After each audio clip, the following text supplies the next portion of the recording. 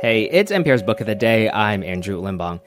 Anyone who's ever covered arts and culture in a newsroom has probably had to argue for covering artists seriously, that a famous person can have just as much impact on the world as much as, say, a president.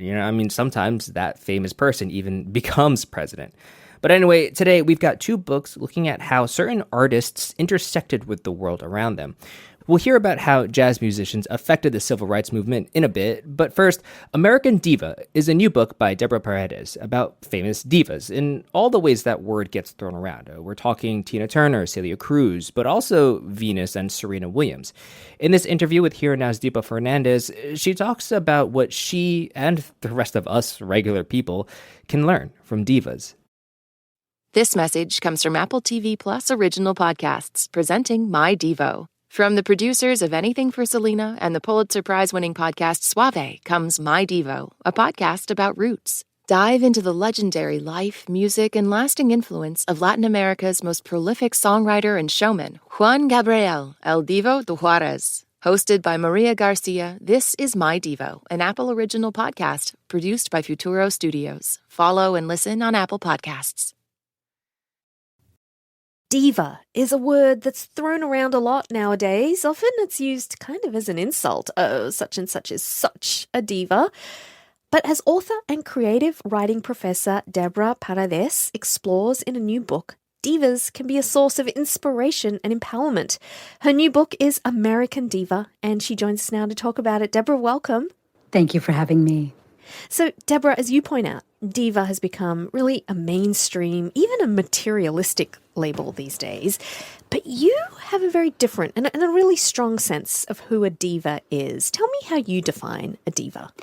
I define a diva as a woman or a feminine presenting person who is unapologetically great at what she does and often does it in public and sometimes in very spectacular or even risky ways. What I love about that, and let's just say here that your divas in the book are women of color. And what you do in the book is weave your own family's stories, which is in part an immigrant story, in part a story of a Mexican-American family in the US. Throughout your telling of these diva tales, why did you want to link some of these big-name divas to, say, your own mum, your dad, your tias, even yourself? I really wanted to provide a kind of texture to the story that is at once a very personal story and a national story, at least as the name of the book indicates.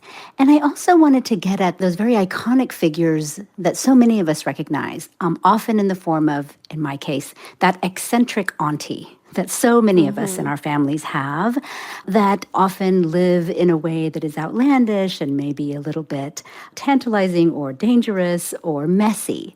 And I wanted to sort of honor those women who, in my case, my tia Lucia, who was very influential in how I learned to navigate being a young woman in the world, who learned early on that maybe it's okay to insist on yourself in a world that often isn't going to insist on you for you, especially for women of color. Yeah, that's a very interesting way for us to reimagine just the regular people in our lives, that there may be some diva in them.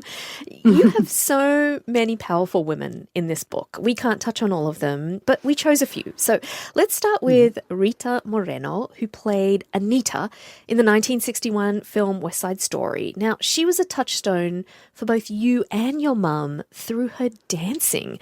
Can you talk about what it was in her movement that spoke to both of you?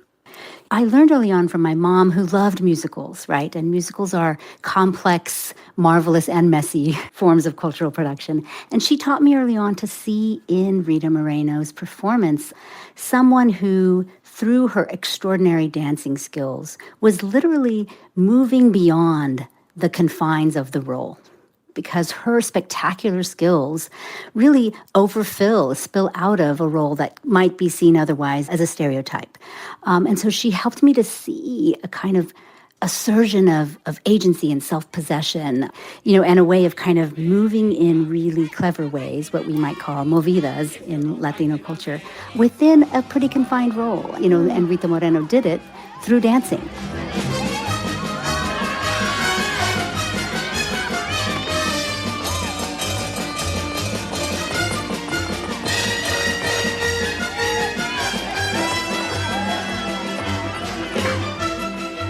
the problematic parts of that film that you talk about, and Rita Moreno has also talked about these. They had to wear heavy brown makeup. The Puerto Ricans were gang members. Their girlfriends were really sexualized. Yet you say this film has become, and I'm quoting you here, a cultural text by which many of us have come to know ourselves and each other. How so? I think certainly for my mom and me, we saw in the dancing a kind of model for us to learn from each other, like how to maneuver in our world. And it became a moment watching that musical over the years with my mom of our own bonding, in the same way that you see Maria and Anita bonding in that film, right? When all the men have suffered violence around them and they too suffering it. Yeah. Another woman in your book, another diva who has suffered violence, is the amazing Tina Turner. Now, I feel like we all know her story. We know of the horrific abuse she suffered at the hands of her husband and band leader Ike. We know she finally left him and made it on her own. Yet you tell her story in a really empowering way. You tell her story through the lens of Tina as diva. Tell us more. Tina Turner spoke before she died about how her album in the 1980s, what many consider to be her comeback album, she spoke very boldly about that being not a return, but an arrival for her, right? That Tina finally gets to arrive, right, as this singular figure. And I think the lessons that we learn, there are many we learn from Tina's life and career, is that it's never too late to arrive into your fullest self. Though she was extraordinarily talented, and you could argue a diva before this, but she really became a particular kind of diva, right? What many might consider, in the middle of her life, right, or late in her career. And I think that her story of arrival and survival, particularly in a world which kept wanting to kind of focus on the abuse instead of the new and amazing things she was doing, really speaks to how divas teach us about reinvention, teach us about endurance, and self-possession in the face of so much, in her case, violence. We don't need another hero. We don't need to know the way home. All we want is life beyond the thunderdome. Tina Turner. She is just so powerful. Okay, let's move to the other end of the age spectrum, the Williams sisters, Serena and Venus, who came into diva status as children. I love that they're divas in your book and the details in your chapter on them of the extreme racism that they suffered through their entire career from being children and hitting the stage. Yet they kept going, they kept conquering, they kept bringing themselves. They persevered. And I wonder what in their diva makeup helped them do this. Well, I think first and foremost, they helped each other, right? And we saw them and their family and kin helping them understand that they were part of a larger history of Black women who had been extraordinary at what they did. If we think about Althea Gibson, for example, really understanding themselves as part of this tradition, right? And that helped them summon some strength, certainly. And I think also through just a real sense of protection that many of us who watched them, I think also the force of our own, fierce kind of feeling of protection around them because they were so young. They were becoming what we might think as divas. I think Black women are often overdetermined as divas, sometimes in the bad connotation of the word, right? And they were navigating that during a time, ironically, when many girls were sort of celebrated as divas. It was a moment of like the Hannah Montana moment. So white girls got to be divas, but Black girls who wanted to be excellent were vilified. And so I think that there were some of us who sort of saw that and were also very intent on trying to sort of protect them in that way.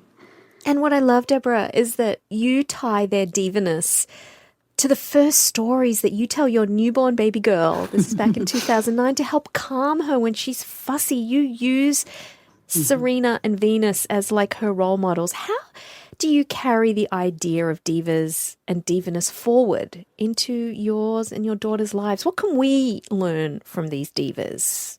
Divas really help us learn about ideas of perseverance and resilience and reinvention. And they also teach us that we can put out in public a particular sort of persona, But that can also be a way for us to protect what is deeply private, right? And I think that they can also teach us, as I try to teach my daughter, that not to be apologetic about how great you might be at something, particularly for women of color. And I think that's something that part of why the Williams sisters were so vilified is they weren't apologetic about it. They weren't deferential about how amazing and singularly spectacular they were. And I wanted my young girl to learn that, from an early age. That's an empowering note to end on. Deborah Paredez's book is American Diva, Extraordinary, Unruly, Fabulous. Deborah, thank you so much. Thank you for having me.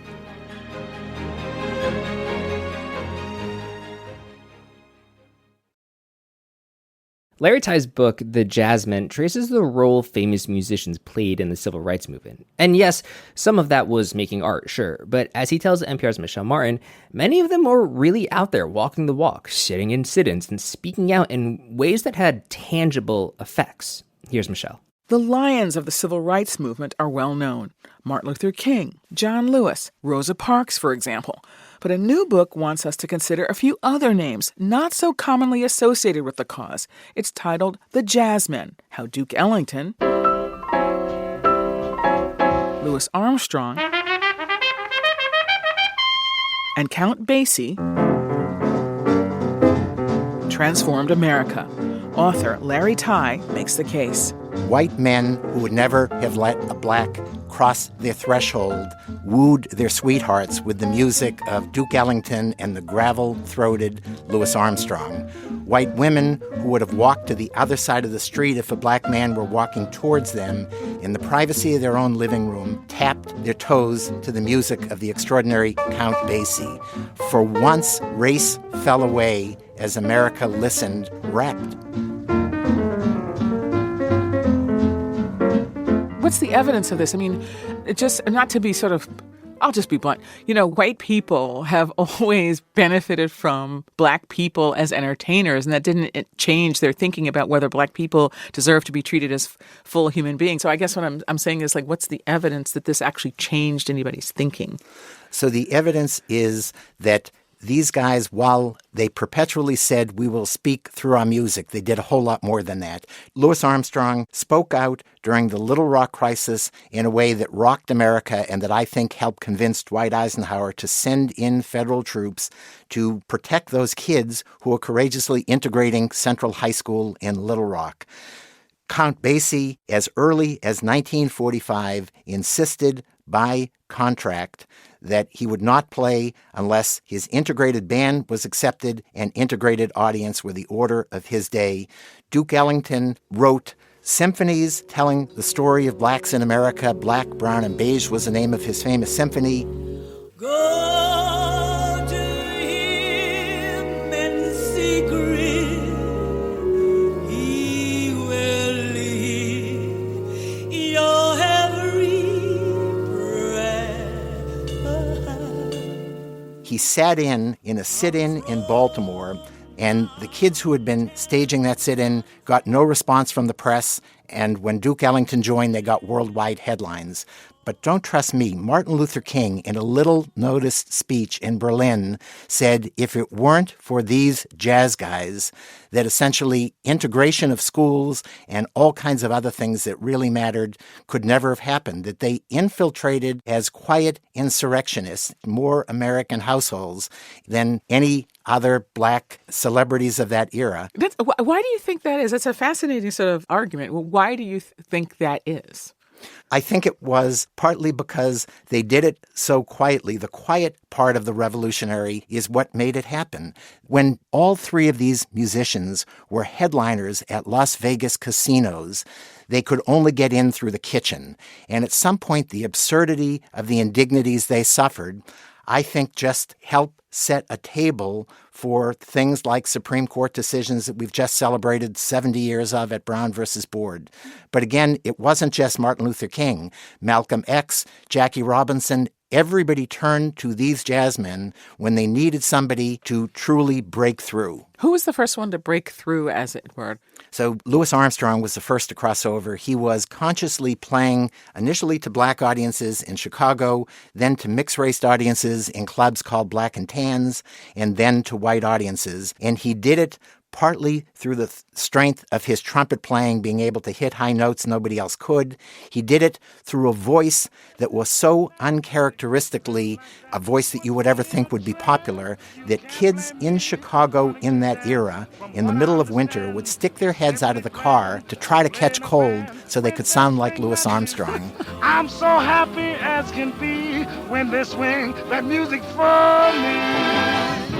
And he combined that trumpet and that voice to the point where in the 40s, 50s, and 60s, it was said that the two most recognizable American cultural figures around the world were Mickey Mouse and Louis Armstrong.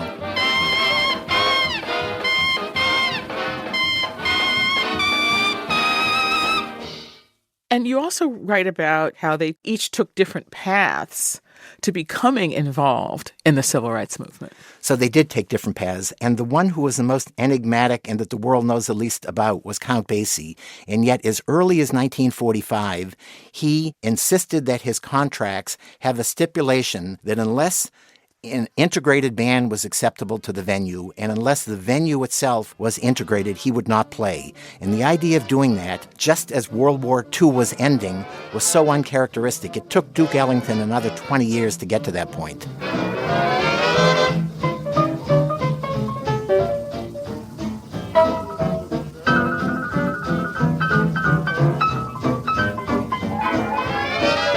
They were also recognized to be amazingly important tools as America was involved in a very hot Cold War, to the point where America sent all three as unofficial ambassadors, not just around the world, but especially behind the Iron Curtain. And something strange happened to them the moment they left our shores. In America, they were more than willing perpetually to speak out about racial injustice. When they got behind the Iron Curtain, Russian reporters realized the vulnerability of America's racist policies.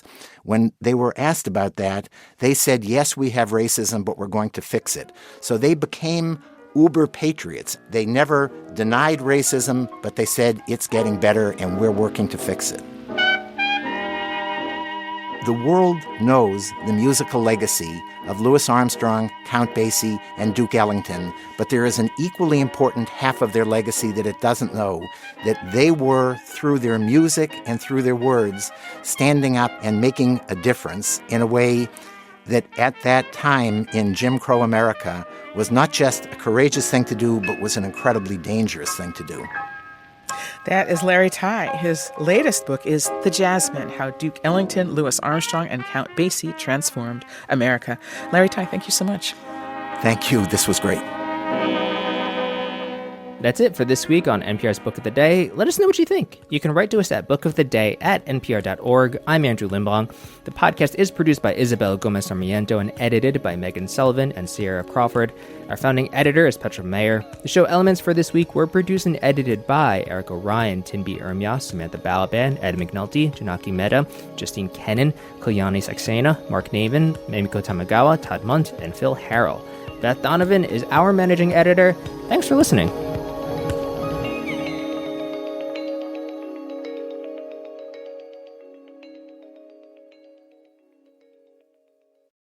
This message comes from NPR sponsor KeyBank. From AI to modernizing payments, the financial industry's tech capabilities keep evolving. KeyBank monitors trends and provides insights to help businesses move forward. More at key.com/tech trends.